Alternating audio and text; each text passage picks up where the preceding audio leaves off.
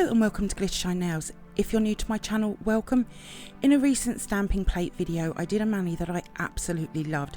This is the original and I wanted to show how I created it on camera, but instead of the blue colour theme, using different colours. So in this video, I'll be showing you how I created this mani, along with tips and tricks on working with foil and stamping, as well as talking about how to do this mani with nail polishes. All products used in this video are listed in the description box below. Before we get started, please subscribe to my channel and make sure you have the bell notification on, and please like this video. These things really do help out my channel, thank you. So I'm doing this mani on my nails. I've already done the other hand. With the hand I'm working on, it's already prepped and ready to go. I did buff over them using a 180 grit buffer. This will remove the surface shine, and even though I have overlays on, it still needs to be done. I've then also cleaned them using isopropyl alcohol. This also needs to be done if you're using nail polish as well. So I'm going to apply the base coat over all of my nails. Now, because I have overlays on, I want to keep my layers as thin as possible. So with the base coat, I'm just using normal base coat, and I'm going to use a gel brush to apply a really small amount over the nails, because all I want is the tacky layer. I'll still cure for the same length of time of 30 seconds though. Now with natural nail application, you'll still need to apply your normal layer of base coat. Only do what I'm doing if you have enhancement nails on. Because my natural nails have an extremely high apex to them, I can make a bulky nail very quickly without even thinking about it, and this method has really helped me. Now with overlays, you don't need to use a base coat, but it really does help the gel polish go on much better. So for the base colour, I'm using this gorgeous olive green colour. It's such a beautiful colour. Now it won't be seen under the foil, but I like to use a colour which is close to the foil colour, and this olive green works perfectly. So I'm just going to apply this to the nails and cure it for 30 seconds. Now I will apply 2 full coats. Now is that needed for a mani? No.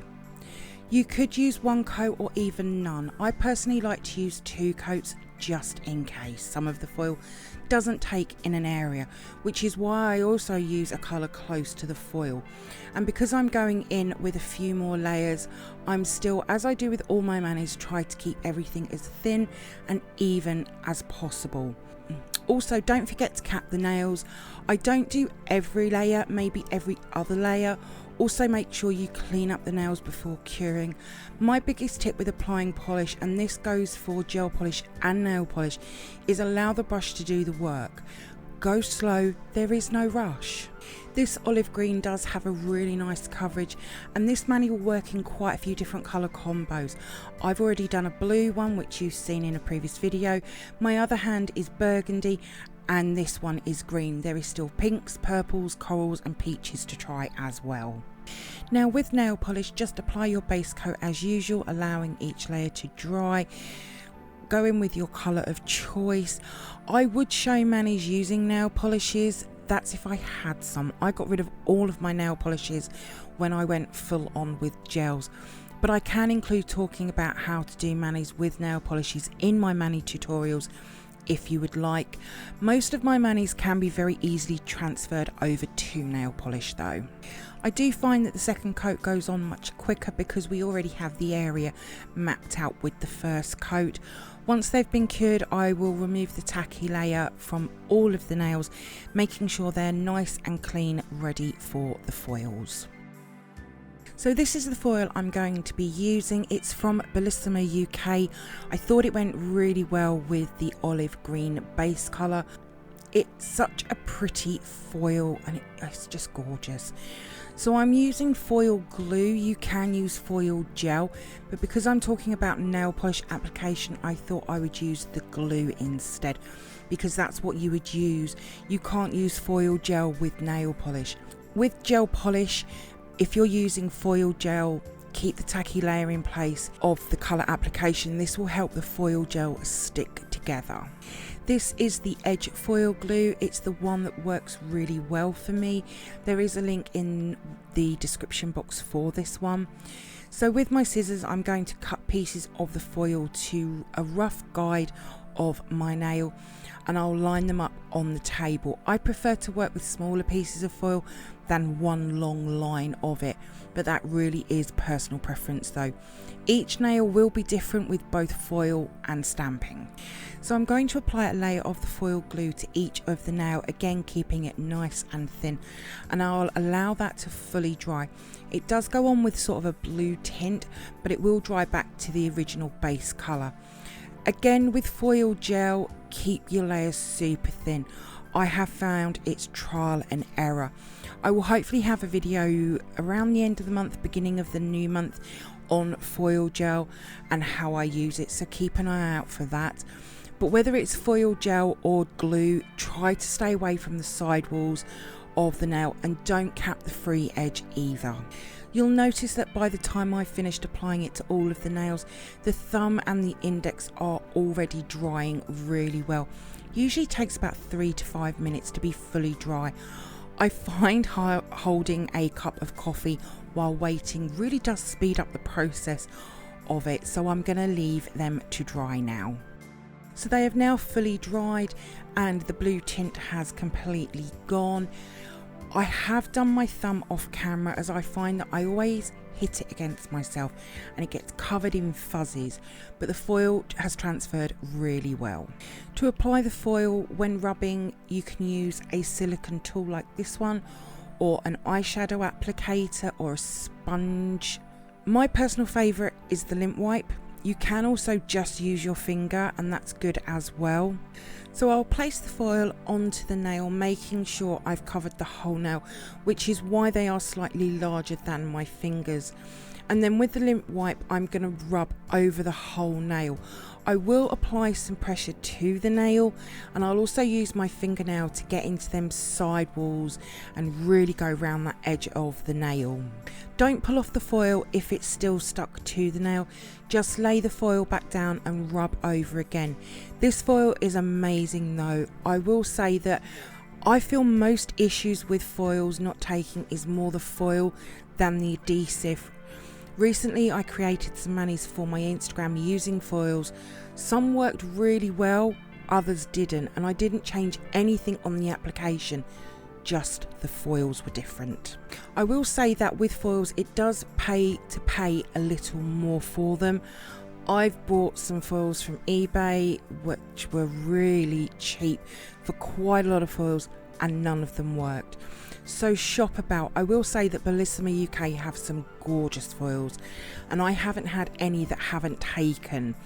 If you have a place on a full foiled nail that hasn't taken, you can just dab over the area again.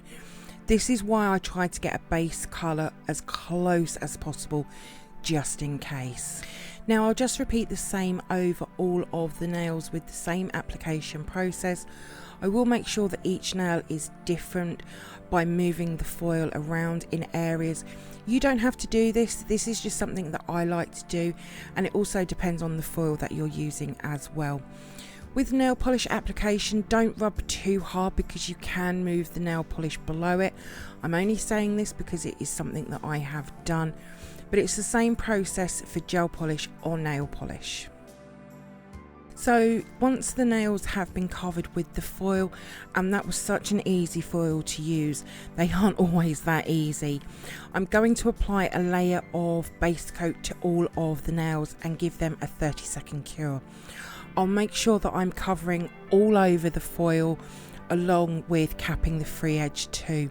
I do apply to one nail, flash cure for 5 seconds, and then move on to the next, repeating the same, and then do a full cure at the end. Now this is where the mani differs from gel polish to nail polish. With nail polish, this isn't going to help because I'm doing this to protect the foil below, so if I make a mistake with the stamping, I can then go in and remove the stamping without removing the foil below. However, with nail polish there isn't anything that you can do for this. You can still go in with a layer of base coat, because I actually believe that it really helped my mani last longer. but because I don't do nail polish, I can't say for sure if it's going to work or not. Once they have cured in the lamp, I will remove the tacky layer with a lint wipe and isopropyl alcohol, because we don't want to stamp on top of that tacky layer. I'm making sure they're really clean, and then we are ready to stamp on top of these nails. So for the stamping, I have zoomed out a bit so you can see more of my table and how close things are to my hands. Having things close will make it easier instead of having to reach for things. It makes the application much quicker. So I have my scraper along with my cotton wool tool, which is a pair of round nose pliers, and that sits on a very small stamping plate which I've had for years and doesn't work. I also have my stamping polish, my stamper. I do use the lid of the stamper to hold my stamping polish, and I also have my lint roller as well. Even if the stamping plate has been used before, I will always make sure to clean the plate. I've not swatched this plate yet for my channel. Also, make sure you're removing the plastic film from the plate if it is new. I had 3 designs that I liked and would have worked with this mani. My stamper that I'm using it's an old holder, and I just replaced the head when needed. Be very gentle with your stampers. Don't use acetone. Don't buff over your stamper. This will make it go cloudy, and it will make it crumble into pieces in a very, very short time. When using a stamper, I always roll it over my lint roller, even if it's new. I also do the underside of the stamper head as well. I've had this stamper head for about a year, maybe a little longer. Be very gentle if you remove the stamper head from the holder. Now, if your stamper doesn't pick up, try washing it in warm water with washing up liquid or dish soap and leaving it to dry. My personal favourite way is to get a lint wipe and a very small piece of isopropyl alcohol and gently wipe over the head. The washing up liquid way I've never had any success with, but the isopropyl alcohol I have. It also doesn't ruin your stampers either. You can also use makeup wipes, but make sure they don't have any oil in it. So with images like this, I like to place a line of the stamping polish at the top and a line in the middle, and then I scrape at a 30 to 40 degree angle. My thumb knuckle scrapes across the stamping plate, and then I roll to pick the image up and stamp. I'll then clean everything again and stamp again. Each nail I'll move the stamper around to get a different look to each of the nails. So with picking images up with the stamper, I roll the stamper, and it's a very quick flick of the wrist, very quick, gentle kiss the stamper to the plate. If you pick up the image and you go straight down, don't move the stamper around, straight down, quick kiss of the plate, straight back up again. When scraping, you don't need to spread it all the way around the plate. Also, you only need to scrape once straight down and then once slightly off. If your image has lines in it, go with the directions of the lines, and with smaller images you really only need a pea-size amount of stamping polish. Now, talking of polishes, stamping polishes are the best. It's what they're designed for. Yes, you can use normal nail polish, but you really won't get a very good stamp. It's not as pigmented as stamping polishes are. Try for one coaters or metallics if you are using nail polish. They will give you probably the best results you are going to get. Also, you cannot stamp with gel polishes. I don't know how many times I see this on social media groups. There are stamping gels out on the market. I personally do not like them. I will never use them, and I do not recommend them. Take your time with learning to stamp. Practice, and practice some more. I've been stamping 6.5 years now, I think it is. I still have my off days even now. If you become frustrated, walk away for 5 minutes. And I don't stamp if I'm poorly either. Get yourself some practice tips is the best advice I can give. Practice on them and you will thank me for that, because your nails won't be having all of that stamping going onto your nails. If you're having trouble still picking up the image, try changing just one thing, like the image. or the plate or just the polish or a different stamper.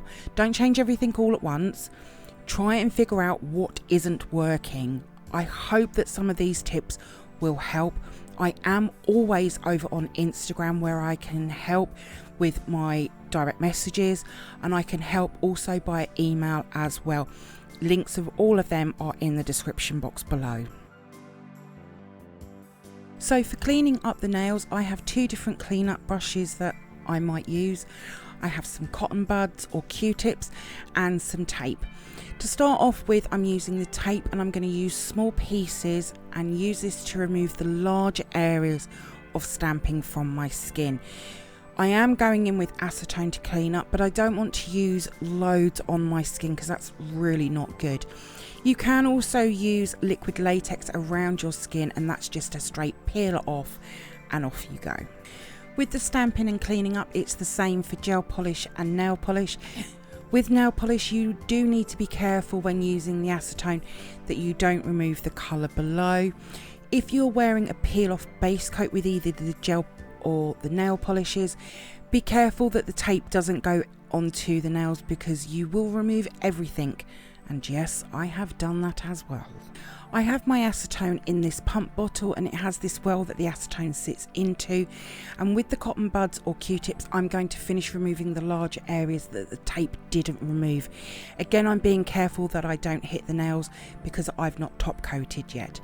You could add the top coat, then go in and do the removing, but I prefer this way. Once I'm happy, I'll then take my cleanup brush, and this is my favourite one to use, and then I'll go even closer to remove the remaining cleaning up that needs to be done. Cleanup is so important, and that goes for the application of the colour down to the removing of the stamping. It takes 5 minutes, and it really does make a difference on your manis. Once I've finished with cleaning up, I'm going to top coat. For this mani, I'm using a no wipe rubber top coat, and I'll apply to each nail and flash cure for 5 seconds, and then move on to the next nail and repeat until all the nails have been top coated, and then do a full 60-second cure at the end. When top coating over stamping, make sure that you don't have any separation. You'll see little holes in the top coat, and this is why I do one nail at a time, flash cure, because I can make sure that before it goes into the lamp that there isn't any, and also make sure you cap the nail as well. With nail polish, my best advice is to get a no smudge top coat first, and then after that has dried, go in with your usual top coat. Also, both gel polish and nail polish matte top coats will smudge your stamping, so go in with a gel top coat first and then your matte. With nail polish, go in with your no smudge first and then matte, and also keep your layers thin as possible with matte, as matte will make it go cloudy if it is applied too thick. Always make sure that you're applying 2 layers of top coat when doing any nail art like foil or stamping, stickers, etc. Now, I did wear these nails for a full week and they were still in really good condition. Full foiled nails do not last very long, but I feel that by adding that base coat layer over the foil, it really did make a difference, and I'll be doing that again in the future. I did do a second coat of top coat off camera, as this video is already long enough, but I hope that my tips and tricks have been helpful in some way. Let me know what you think to this mani. Also, is there any areas that you have trouble with and would like some help in a video with? Then let me know. I do have a sticker mani coming next. I really do like these 2 manis along with the original mani. Until the blue mani, I'd never stamped over foil, but it will be something I definitely do again in the future. My manis will be over on my Instagram page in the next few days, along with what products I've used. There is a link in the description box below. If you do come over and see my posts and you like them, please give them a like as well. I'd be really grateful. Thank you for viewing my stamping over foil mani tutorial. I hope that you've enjoyed it. If you did, then please give me a thumbs up. I would really appreciate it. Comment below. I love hearing from you. Hit that subscribe button and share. Also, don't forget to come over and follow me on my Instagram page at glittershinenails. So until next time, thanks for watching and bye.